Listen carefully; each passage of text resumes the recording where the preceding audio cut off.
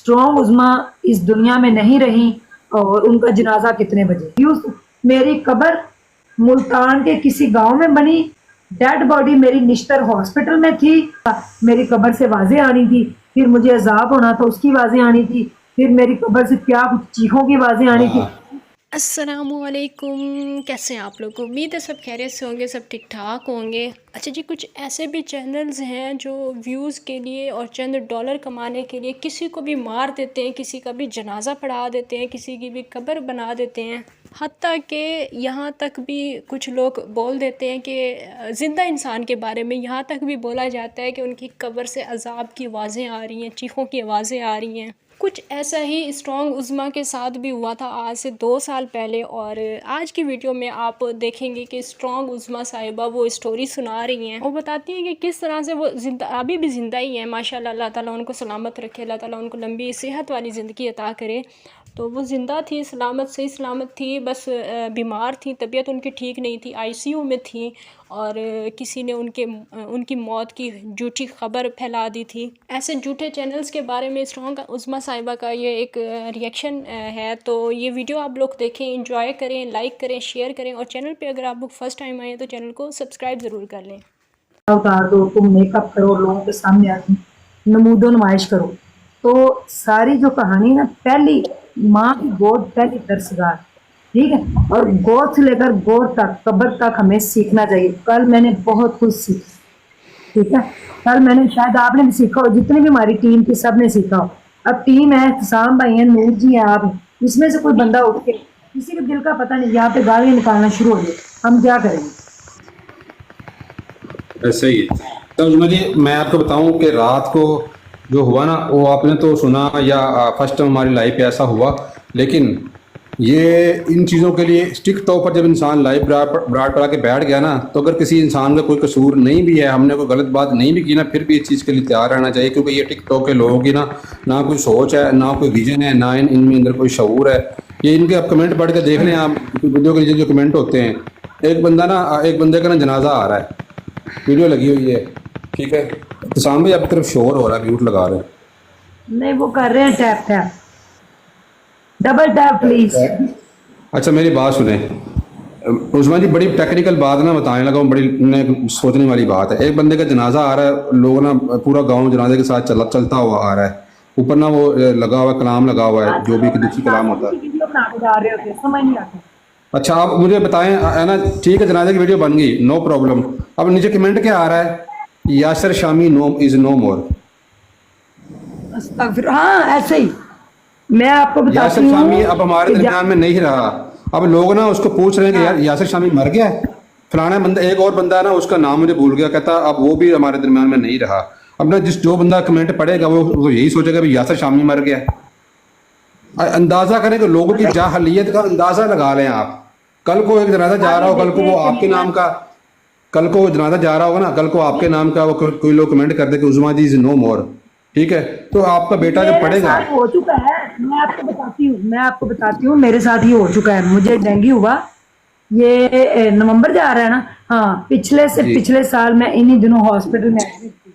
मुझे तकरीबन 1 नवंबर को डेंगू हुआ और 16 नवंबर को मैं वापस आई। अच्छा, मैं हॉस्पिटल में एडमिट हो गई और एक छोटी सी वीडियो बनाई और मेरे एक दोस्त की साइमा, वो मेरा छोटा सा इंटरव्यू लेके गई। तो मैंने ये कहा कि मेरे लिए दुआ कीजिए। अब मैं चली गई हूँ आईसीयू में, मैं कोमे में चली गई हूँ, मुझे कुछ पता नहीं, होश नहीं है।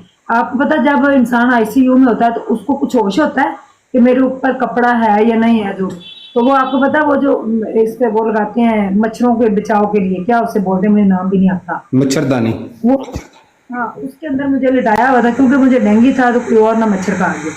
तो मैं ना 5 दिन में बिल्कुल बेहोश रही थी, मुझे नहीं पता था दुनिया कहाँ है, बिल्कुल मुझे कुछ पता नहीं।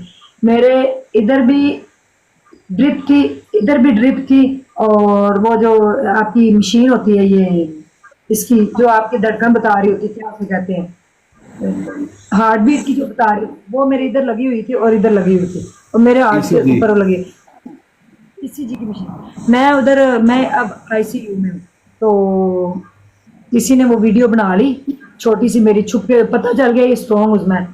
अब क्या हुआ, जिसकी वजह से देखें मेरे अब्बू आज मेरे साथ दुनिया में नहीं है, मेरे अब्बू मेरे गम की वजह से ज़्यादा उनकी डेथ हुई है। मैं इसीलिए कहती हूँ लोग फेक न्यूज़, फेक चीज़ों से, झूठ बोलने से बचें। मैं अब हॉस्पिटल में आईसीयू में हूँ और किसी ने वीडियो लगा दी कि स्ट्रॉन्ग, मैं आपको थंबनेल भेजूंगी सारे, आप देखिएगा, वीडियो पे देखिए, स्ट्रॉन्ग उज़्मा इस दुनिया में नहीं रही और उनका जनाजा कितने बजे। ठीक है, थंबनेल लग गया, वीडियो लगी, उसके बाद लिखा गया कि उसकी बॉडी किस अस्पताल में पड़ी हुई है और कब्र किस कब्रिस्तान में है। ठीक है, लोगों ने वो खबर वगैरह देखी, सारा कुछ जो भी था। मेरी भाभी ना जनरल हॉस्पिटल में नर्स है, वो वहीं पे नर्सिंग की यानी कि ड्यूटी अपनी करती है, नर्सिंग में वो स्टाफ नर्स है वहाँ पे। तो वो आई मेरे पास, वो कहीं मुझे देख के चली गई, ऊपर से वीडियो देख के। मेरे स्कूल की मैडम जो थी, सिलाई स्कूल की, उन्होंने मेरे अब्बू से कहा कि अंकल जी बाजी फौत हो गए। ठीक है, मेरे अब्बू ऑफिस में थे, सिलाई स्कूल में थे, मेरे अब्बू वहीं गिर गए, उनको माइनर हार्ट अटैक भी आ गया, वो वहीं गिर गए उसी वक्त। तो क्या हुआ, फटाफट पकड़ा, मेरे अब्बू को बिठाया और फटाफट से पानी पुनी पिलाया, फिर मेरे भाई को फ़ोन किया, मेरी भाभी को फ़ोन किया। उसने कहा मैं अभी वार्ड से होके आई हूँ, तो बाजी बेहोश तो है, लेकिन मैंने नहीं सुना कि अल्लाह माफ़ करे, मुझे ना कोई कॉल आई है कि उनकी डेथ हो गई। आप यकीन मानिए, सुबह 11 बजे से लेकर शाम 8 बजे तक सोशल मीडिया के ऊपर नए चैनल बना के लोगों ने व्यूज़ ले लिए थे। कोई व्यूज़, मेरी कब्र मुल्तान के किसी गांव में बनी, डेड बॉडी मेरी निश्तर हॉस्पिटल में थी और मेरी डेड बॉडी नहीं दे रहे थे और मेरी कब्र से आवाज़ें आ रही थी। मेरा पता नहीं जनाजा मेरा कितना था, कितने बजे था, जनाजे की खबर नहीं थी। फिर मजबूरन क्या हुआ, लोग ये मजबूर ही इतना कर देते हैं कि बंदे को आना पड़ता है। किसी ने आकर मेरी वहाँ पे खुफिया वीडियो बना ली थी, मेरी टांगे नंगी, मेरे मेरे सर पे दुपट्टा नहीं, मेरी बाजू ऐसे, मेरा मुंह खुला हुआ है और मेरी वीडियो बना ली। मैं आपको तस्वीर वो सेंड करूंगी, मेरी वीडियो बना के वो चला दी उस मच्छरदानी के अंदर। तो वो तो लोगों को यही लगा कि मैं मर गई हूँ। आप यकीन मानिए, मेरे अब्बू बेहोश हो गए, मेरे अब्बू को पकड़ा, मेरी अम्मी लादा रोए, एक बम्बार मच गया सिलाई स्कूल के अंदर। फटाफट ये मजबूरन मेरे बेटे को शाम को मेरे भाई के साथ लाइव आना पड़ा और वीडियो भी बनानी पड़ी कि मेरी मामा अभी जिंदा है, आईसीयू में जरूर है, उनकी तबीयत बहुत ज्यादा खराब है, उनकी कंडीशन क्रिटिकल है, लेकिन अभी उनकी सांसें चल रही हैं। जब मेरी अम्मी इस दुनिया से चली जाएगी, मेरी मामा, हम खुद एक पोस्ट लिख देंगे, तुम्हारी मेरी जो अम्मी है स्ट्रॉन्ग उज़्मा हमारे दरमियान नहीं रहे। खुदारा आप लोग व्यूज लेने के लिए, आप लोग चैनल चमकाने के लिए कितने झूठ बोलते हैं, बंद कर दें। मेरा मुन्ना रो पड़ा था, मैं आपको वो भी लिंक करूँगी। मुझे तीसरे दिन जाकर होश आया तो मुझे पता चला कि सोशल मीडिया के ऊपर ही हो गया। 16 दिन के बाद मुझे घर लाया गया, 12 केजी मेरा वेट जो है तो वो मैंने लॉस कर दिया और मैं आई तो मुझसे ना बोला नहीं जा रहा था, यानी कि जिंदगी के 22 दिन मेरे चैनल पे कोई वीडियो नहीं रही। मैं आर्मी खुद हूँ, अपने चैनल पे आती हूँ। तो 16 दिन बाद आए, मेरी अम्मी ने फिर मुझे शावर दिया ला के घर से, वो ठीक हो गई। मेरे प्लेटलेट जो थे 24 रह गए थे। जब मेरा एंड हुआ, मुझे वॉमिटिंग, ब्लीडिंग, पता नहीं क्या कुछ हुआ, तो लेके आए घर। उसके बाद मुझे लोगों ने कहा कि आप जो एक दफ़ा लाइव आके लोगों को एक छोटी सी वीडियो बनाएं, तो फिर मैंने आगे, मैं वो भी वीडियो आपको सेंड करूँ, आप देखिएगा। मैं इतनी कमज़ोर हो गई थी कि मेरे से 5 से 6 मिनट बोलना भी बड़ा महाल था। मैंने आगे बोला, मैंने बताया कि मैं जिंदा हूँ, मैं आ चुकी हूँ, और आप लोगों ने ये गलत खबरें फैला के मेरे अब्बू की जो हालत ख़राब की, उस दिन से मेरे अब्बू ना ठीक नहीं हुए इमरान जी। और ठीक 1 माह बाद मेरे अब्बू की डेथ हो गई। इतना मेरे अब्बू ने वो स्ट्रेस दिया। बिल्कुल, और दिल को बहुत अटैक होता है, दिल को तकलीफ होती है। आज भी वो जिसके वीडियो साथ पड़ेगी कि मेरा जनाजा कितने बजे था, कब्र कहाँ थी। अगर मेरी डेथ वाकई हो जाती तो 6 माह ये ट्रेंड चलना था। मेरी कब्र से आवाज़ें आनी थी, फिर मुझे अजाब होना था, उसकी आवाज़ें आनी थी, फिर मेरी कब्र से क्या कुछ चीखों की आवाज़ें आनी थी। अब ये जो तो बस वो एक स्टेज एक्ट्रेस ना फौत हो गई ना, अंजुमन शहजादी, पता नहीं कितनी देर से उसकी बख्शिश भी हो चुकी होगी, पता नहीं कितने जन्नत के महलात में घूम रही होगी बेचारी। लेकिन ना उसको, उसकी कब्र पे जाके अभी भी लोग वीडियो बनाते हैं कि कब्र से आवाज़ें आई हैं, कब्र से बदबू आ रही। ये तुम लोग बड़े मुत्तकी परहेजगार हो जो तुम्हारी कब्र से नहीं आएगी। तुम्हारे पास कोई सर्टिफिकेट हो सकता है तुम्हारी कब्र से सांप भी निकल आए, तुम जो उसकी कब्र पे जाके मेरे वाला साहब की मौत का सोशल मीडिया जिम्मेदार है। मेरे अब्बू दोबारा वापस जिंदगी में गम ही गम करते गए, गिर गए, उनको होश ही नहीं आई। कितनी देर मैडम पकड़ती रही, स्कूल में कोई नहीं था, मैं हॉस्पिटल में थी, मेरा बेटा छोटा था, मेरे भाई अपने अपने ड्यूटियों पे। तो आप यकीन मानिए कि ये लोग बीमार हो जाएं तो कसम खुदा की तौबा नहीं। फिर जिस दिन मेरे अब्बू की डेथ हुई है, सिर्फ एक छोटी सी वीडियो 1 मिनट की जो है ना मेरे कैमरा मैंने कहीं बनाई थी, मुझे तो होश ही कोई नहीं। मैं फिर 16 दिन तक अपने चैनल पे नहीं आई थी, फिर 16 दिन बाद में आई कि मेरे साथ बड़ी दुनिया जुड़ी हुई है।